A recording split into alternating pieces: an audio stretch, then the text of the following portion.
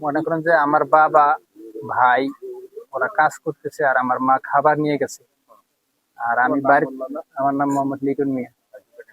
আমি যাইতেছি দুপুরে আমার মার দরকার বাড়ির, তাদের ডাকতে গেতেছি।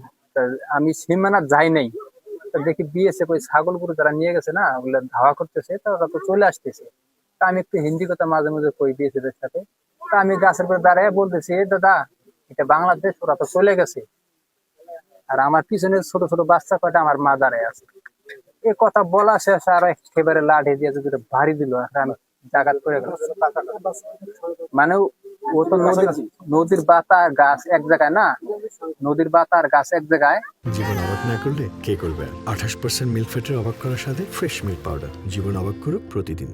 এই কথাটা বলা শেষ আর ধামাধাম তুলে বাইরে দিয়ে ফালাই দিয়ে আমার হাতটা ধরলো। আমার বাংলাদেশে একদম গাছের পরে, গাছগুলো তো যে পুরুষ আছে, তা হাতটা যখন ধরলো, ধরার পর আমি রাইফেলের মাথাটা ধরলাম, ওরা চলে গেল। বিএসএফ ছিল 4 জন, 2 জন ছিল বাংলাদেশের ভিতরে আর 2 জন সীমানা ছিল। আমরা সংবাদ দিছি, ডিবি ছিল এখানে, কিন্তু দেখে নাই, পরে সংবাদ দেওয়ার মাধ্যমে স্থানীয় লোকজনকে, আমার ভাই ছিল, চাচাতো ভাই ছিল, আমার ভাই ছিল, আর যারা মনে করেন যে ছাগল গরু নিয়ে গেছিল, তারা তো মনে করেন যে নদীর ওপারে বাংলাদেশে বিএসএফ আসছে, তারা নদী পার হয়ে বাংলাদেশে গেছে। এই পাশে খেতে তো মনে করেন যে আবাদ সুবাদ আছে, তারা নদী পার হয়ে তারা আসছে। বিএসএফ এর সাথে ধস্ত হয়েছে আমার মারার পরে। হাত ধরছে নিয়ে যাবে।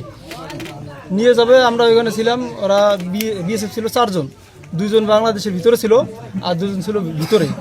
তারপরে আমরা যখন সবাই ছিলাম ওখানে যাওয়ার পরে আমরা আমার ভাইকে নিয়ে আসছি এখান থেকে। এটি মারি বা কোনো ইয়ে নাই, আমরা ছুটে নিয়ে আসছি। নিয়ে যাইতে চাচ্ছিল, যদি নিয়ে যায় মেরে বাংলাদেশে ফেলে দেয় তো পরবর্তীতে অনেক কিছু